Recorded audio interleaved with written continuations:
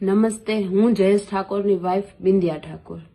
હાલ જે મારા હસબન્ડ ઉપર ખોટા આક્ષેપો નાખવામાં આવ્યા છે અને જે ષડયંત્ર રમાયેલું છે તેમાં હકીકત તો એ છે કે જે છોકરી આક્ષેપો નાખે છે આજથી 20 કે 25 દિવસ પહેલા એમના ઘરેથી એના મામાના છોકરા જતીન નામના છોકરા સાથે ભાગી ગયેલી હતી અને એના ત્રાસના કારણે એના પપ્પાએ ગળે ફાંસો ખાઈને સુસાઇડ પણ કરેલું હતું. એના પપ્પાએ સુસાઇડ કર્યું ત્યારબાદ 4 કે 5 દિવસ પછી તરત જ જતીન નામના છોકરા સાથે તે ભાગીને રાજસ્થાન ગયેલી હતી.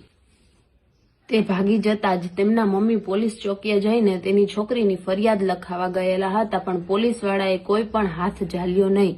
તેથી તેમના મમ્મી મારા હસબન્ડ જયેશ ઠાકોર પાસે આવીને મદદ માંગી કે મારા ઘરવાળા ગળે ફાંસો ખાઈને ગુજરી ગયા છે અને મારી છોકરી ભાગી ગઈ છે અને ગમે તેમ કરીને તમે પાછી લઈ આવો. પોલીસવાળા કોઈ ધ્યાન દેતા નથી.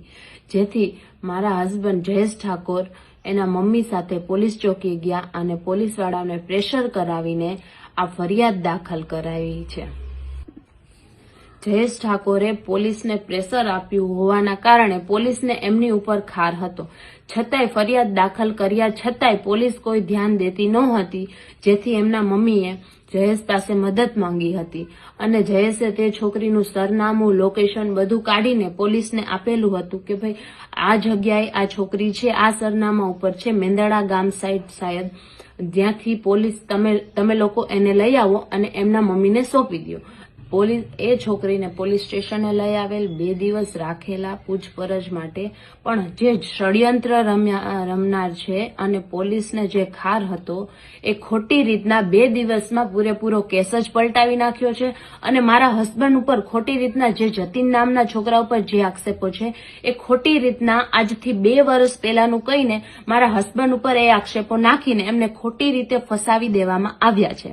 આજથી 2 વર્ષ પહેલા જો કદાચ આ બનાવ બનેલો છે તો આજથી 2 વર્ષ પહેલા જે બનાવ બનેલો છે તો 2 વર્ષ સુધી તું ક્યાં હતી?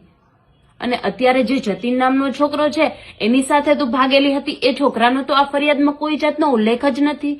અને જે છોકરીને ફરિયાદના કારણે પોલીસ ચોકીએ લઈ આવેલા હતા એ ફરિયાદ તો બહાર આવતી જ નથી. અને ખોટી રીતના મારા હસબન્ડને કેમ ફસાવી દેવામાં આવે છે? જો મેડિકલ ટેસ્ટ કરાવેલું છે છોકરીનું, જયેશનું, તો જે છોકરા સાથે ભાગી ગયેલી હતી એ છોકરાનું મેડિકલ ટેસ્ટ કેમ નથી કરાવવામાં આવતું? તો કોળી ઠાકોરના તમામ ભાઈઓ બહેનોને મારી નમ્ર વિનંતી છે કે સિક્કાની એક બાજુ નહીં બીજી પહેલું પણ જોવો અને જયેશ ઠાકોરના સમર્થન માટે, જયેશ ઠાકોરના સપોર્ટ માટે આગળ આવો. આપણો સમાજ નાનો નથી, ગરીબ અને ભોળો છે. એટલે આ આપણા સમાજને દબાવવામાં આવે છે. જો આજે આ આપણો સમાજ દબાઈ ગયો તો આગળ પણ આવી જ રીતના ખોટી રીતના દબાવવામાં આવશે. અને આપણા સમાજ માટે જે કાર્યકર્તા છે, આપણા સમાજનું ભલું ઈચ્છે છે અને સમાજને આગળ લઈ આવે છે, એને આવી જ રીતને મોટા મોટા ષડયંત્ર રમાઈને દબાવી દેવામાં આવશે. તો તમામ કોળી ઠાકોર સમાજના ભાઈઓ બહેનોને મારી નમ્ર વિનંતી છે કે આ મુદ્દાને ધ્યાનમાં લ્યો. ખોટી રીતે જે લોકો માર્ગદર્શન તમને આપે છે એ ખોટું છે, ત્યાં ના દોરાવ અને હકીકત જાણો અને જયેશ ઠાકોરને સપોર્ટ કરો.